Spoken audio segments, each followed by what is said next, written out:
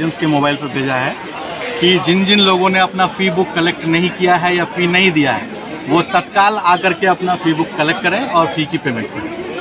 तो कल 25 तारीख का डेट उन्होंने दिया था। तो कल यहाँ मेन गेट आप देख रहे हैं यहाँ पे है, यहाँ से लेकर 1 नंबर गेट जहाँ वो फाटक है इतना लंबा लाइन लगा हुआ था और कितने गार्जियन ऐसे थे जो 2-2 घंटे लाइन में खड़े रहे तब जाकर के फ़ी बुक उन्होंने कलेक्ट किया। दूसरा, मेरे पास फ़ी बुक है, मैं आपको फ़ी बुक दिखाता हूँ। इस फ़ी बुक के सबसे पहले पन्ने पे इन्होंने क्या लिखा हुआ है देखिए, मेंटेनेंस फ़ी। अभी स्कूल बंद है, आप सभी को पता है, देश में लॉकडाउन है, स्कूल बंद है। लाइब्रेरी का फ़ी मांग रहे हैं ये, जबकि बच्चा लाइब्रेरी में जा नहीं रहा है। गेम्स एंड स्पोर्ट्स फ़ी मांग रहे हैं, जबकि कोई बच्चा खेल नहीं रहा, घर में बंद है, सारे बच्चे परेशान हैं। इलेक्ट्रिसिटी फ़ी मांग रहे हैं, बच्चे घर में बैठे हुए हैं और इनको इलेक्ट्रिसिटी फ़ी की ज़रूरत है। को करिकुलर एक्टिविटी फ़ी चाहिए इनको। एग्जामिनेशन फ़ी, जबकि यहाँ पढ़ाई का पता ही नहीं है, एग्जामिनेशन फ़ी पहले मांग रहे हैं। रिपेयर एंड मेंटेनेंस फ़ी मांग रहे हैं ये, किस चीज़ का रिपेयर और मेंटेनेंस कर रहे हैं। एक्टिविटी फ़ी, डेवलपमेंट फ़ी, आईडी कार्ड और एसएमएस चार्जेस मांग रहे हैं हमसे। आईडी कार्ड मिला नहीं है, डायरी मिला नहीं है। स्कूल ऐप की जिसकी ये बात करते हैं, ये जूम ऐप से पढ़ाते हैं जो कि पूरे वर्ल्ड वाइड फ्री है। ये डोजो ऐप से पढ़ाते हैं जो वर्ल्ड वाइड फ्री है। अभी जिस सिस्को ऐप की ये बात कर रहे हैं वो भी अमेरिकन डेल सिस्टम्स का है, वो भी बिल्कुल फ्री है। इसमें से किसी ऐप में इनके पास कोई पैसा नहीं लगता है। दूसरा, इन ऐप्स की सबसे बड़ी खामी ये है कि इन ऐप्स के अंदर एक कैप लॉक होता है। कैप लॉक का मतलब एक बार में आप 100 से ज़्यादा लोग मीटिंग नहीं कर सकते। इनके पास हर एक क्लास में 3-3, 4-4 सेक्शंस हैं। एक सेक्शन में 60, किसी में 70, किसी में 80, इस तरह से बच्चे हैं।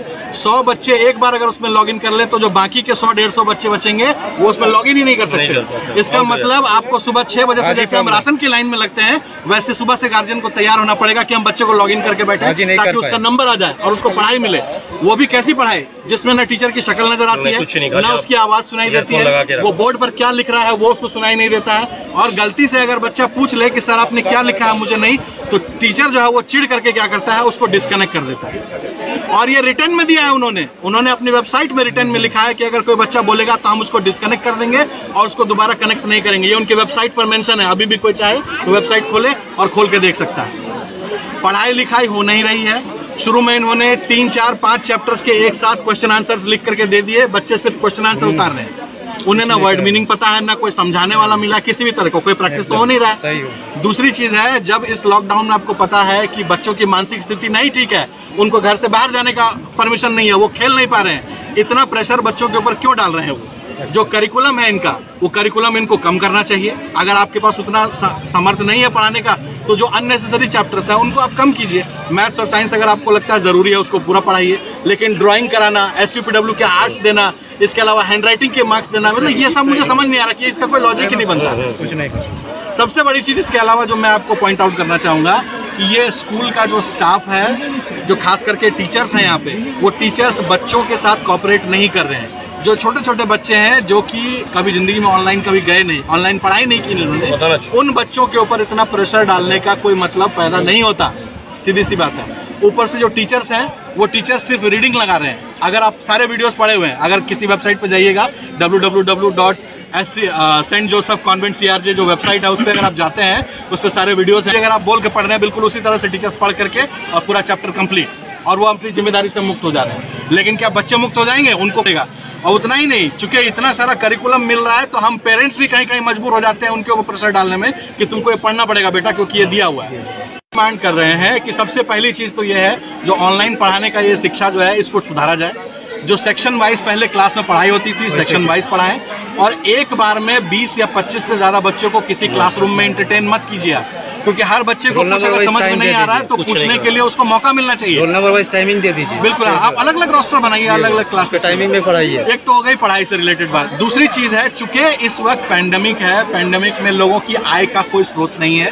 जो सरकारी कर्मचारी हैं उनके बारे में तो फिर भी समझ में आता है, लेकिन जो लोग ऐसे सेक्टर्स में काम कर रहे हैं, अनऑर्गेनाइज सेक्टर हैं, जिनका की जो है सो कोई इनकम का सोर्स, रेगुलर इनकम का कोई सोर्स नहीं है, कोई रेकरिंग इनकम नहीं है, किसी को किराया नहीं आता है कि बैठ करके और खाना है सिर्फ यहाँ पे, कोई पेंशन नहीं मिल रहा है सरकार से, तो ऐसे लोगों को एटलीस्ट आपको जब तक ये पेंडेमिक चल रहा है, जब तक उनकी आय का स्रोत दोबारा से चालू नहीं हो जाता है, तब तक उन लोगों को फीस में छूट दीजिए। ये हम लोगों की आपसे गुजारिश है।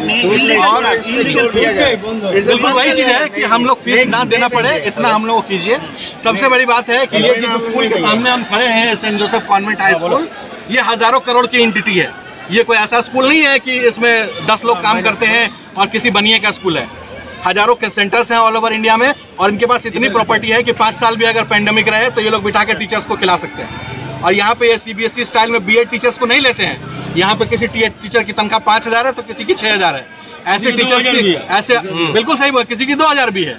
तो ऐसे टीचर से आप पढ़ा रहे हैं, और अगर उसका क्यूमुलेटिव अगर आपके पास कोई एक्सपेंस आ भी रहा है तो उस एक्सपेंस को वहन करने के लिए सेंट जोसेफ ऑर्गेनाइजेशन जो है वो पूरी तरह से सक्षम है। ये बात आपको समझनी पड़ेगी। दूसरी बात, चूंकि ये स्कूल CLW के प्रीमाइसेस में आता है, रेलवे इसकी गार्जियन है। ये बिल्डिंग जो आप देख रहे हैं, इतनी बड़ी बिल्डिंग जिसकी बिल्डिंग फीस ये मांगते हैं, इस बिल्डिंग का भी लीज जो है इनको 0 लगता है, क्योंकि यहाँ पे CLW इनको देती है। तो अगर आपको CLW से इतनी सारी चीजें मिल रही हैं तो कृपया हमारी तरफ से रिक्वेस्ट है कि अगर आपको आर्थिक मदद की इतनी जरूरत है तो आप CLW के PRO से बात कीजिए, रेलवे से बात कीजिए। रेलवे इतना बहुत अच्छा काम कर रही है ऑल ओवर इंडिया में, सब लोगों को जब इतना सारा रिबेट दे रही है, सब कुछ दे रही है, तो आपके लोगों की तनख्वाह भी दे सकती है बड़े आराम से, आप उनसे कीजिए। लेकिन जो गार्जियन अपने बच्चों का भविष्य बनाने के लिए मेहनत करते हैं, अगर उन गार्जियंस को अच्छी तरह से पढ़ाई नहीं मिल पाएगा बच्चों को इस पेंडेमिक में, एक तो पेंडेमिक की मार है, ऊपर से बच्चों की पढ़ाई भी नुकसान हो रही है, ऐसे गार्जियंस को आप परेशान ना करें।